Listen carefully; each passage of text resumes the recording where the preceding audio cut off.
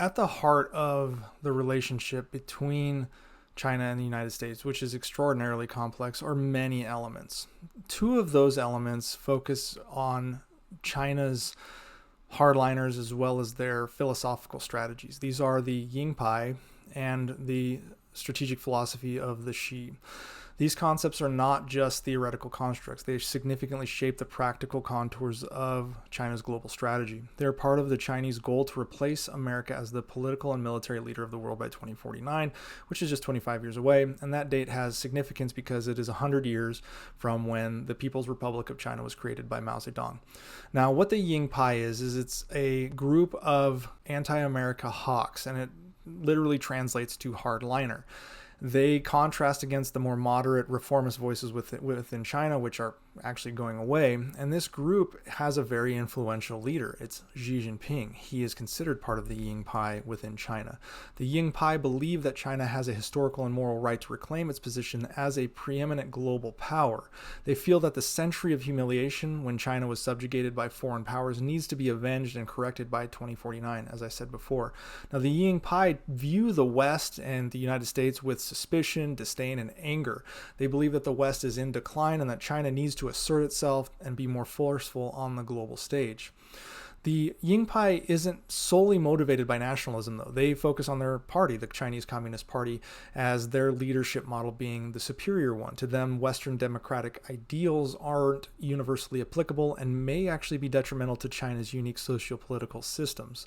While China's economic reforms in the late 20th century opened its markets to the world, the Ying Pai remained very skeptical of being too intertwined with the global economy, especially if it means being subservient to Western economic systems, which have largely happened. The United States doesn't rely on China as much as China relies on the United States from an economic perspective. This is why Xi Jinping is trying to push initiatives like the Made in China 2025. And the Ying Pai are echoing that desire for economic self-reliance within China. Now, members of this faction advocate for more aggressive stances in achieving Chinese national objectives. This includes taking strong measures in territorial disputes, such as the Nine Dash Line in the South China Sea, which I've talked about. They are more assertive as a part of international organizations, specifically things like the United Nations, or pushing back against Western influences, other arenas such as space and military avenues.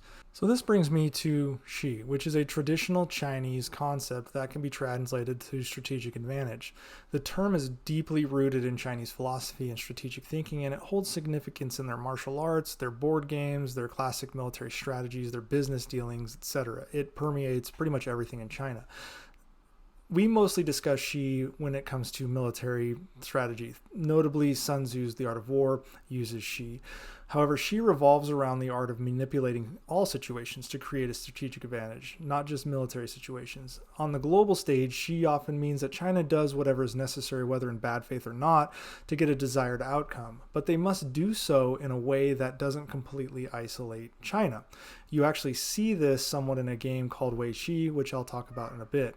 Now, this strategy might involve Chinese economic investment in regions where the U.S. has limited influence, establishing alternative international institutions such as BRICS, or harnessing regional dependencies to mold broader geopolitical dynamics. And when I say regional dependencies, I mean debt trap diplomacy, where China forces other countries to over-leverage. And when they over-leverage, it gives that China access to infrastructure that they can use for whatever they want. This is negotiation in bad faith, and it's manipulation and subversion. Within Shi, there's a requirement for adaptability, though, and this is an area where China struggles because it runs counter to what Xi Jinping wants. You have to be flexible and adaptable with a strategy of Shi, but the problem is you can't be adaptable and flexible when you have hard-line policies that protect the Chinese Communist Party. To this end, China wants to be more adaptable than the U.S., but because of the U.S.'s open system, the Chinese find it harder under their authoritarian regime. So how do the Ying Pai and the Shi come together? Well, China's diplomatic stance has definitely become more aggressive. This has been dubbed the wolf warrior diplomacy, and it's a term derived from Chinese action films where the Chinese protagonists who represents the strength of China, the honor, and other things, defeats villains from across the global stage. This wolf warrior diplomacy is characterized by aggressive rhetoric, which we see every day from China, confrontational tactics in things like the South China Sea, international organizations, etc., and a robust defense of Chinese interests and their image. And that image is a key portion where they will defend their image even if there is like absolute factual evidence proving that China is doing things that are nefarious, such as the Uyghurs. They will just flat out lie about it.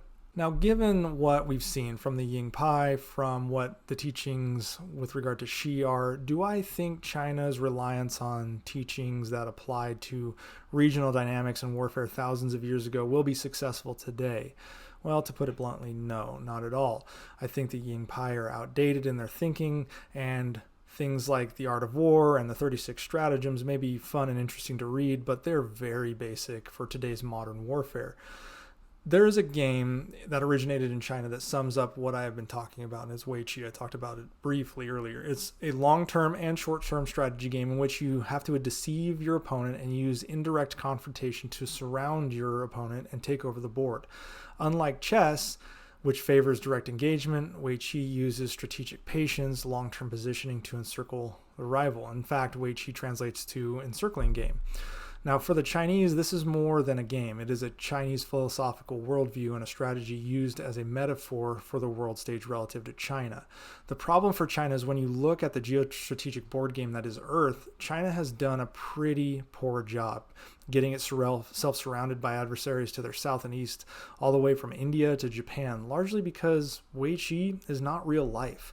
Manipulating and subverting people and other countries doesn't work as a long-term strategy. It's why the US has more allies and has more powerful allies than China. They operate more in the realm of cooperation than China when it comes to alliances. China sees things as a zero-sum game where they need to be the victor in all situations. Most of China's neighbors have serious grievances against China, grievances that the U.S. exploits. Despite the vast majority of Americans not knowing what Xi or Wei Qi is, we as Americans are beating China on the global stage at their own game. They have to pull back on things like the Ying Pai driven wolf warrior diplomacy because frankly, it's making countries not want to work with China, and they're realizing that those strategic partnerships are necessary. Now, the U.S. must continue to lean forward on its policies related to China to continue to counter this because China's not necessarily going to stop. They just may pump the brakes a bit.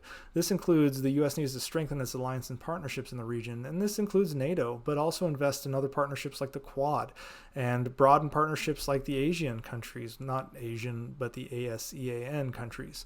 They need to make more bilateral trade agreements that could potentially exclude China. They reduce dependency on China, which we have been doing in both supply chains and looking potentially to South America and Mexico for our future rather than China. We also need to promote American soft power, which we're not bad at. We have soft power. We're the most influential country on the planet, but we can use Chinese tactics against them. Now, whereas China used Confucius Institutes, which are generally just propaganda institutes, the United States can implement similar situations across the global South to bring our education and values abroad rather than using it as a subversion tactic such as China. It would be a partnership rather than an infiltration, so to speak. We also need to invest in our domestic strength. This is something that I've beat the drum on, and I think we're doing a good job on it. Modernize our infrastructure, STEM, etc., as well as work on our internal divisions. If we want to be a model for the world, we have to be the model for the world. As well as we need to bolster our defensive measures, as well as promote the global rule of law. All of this is stuff that America used to do consistently, but we've kind of drifted away from it. And I think we can reinvigorate the world by doing that. And we started doing it with our reaction to Russia. So just wanted to talk about China and these two concepts, and let me know what you think.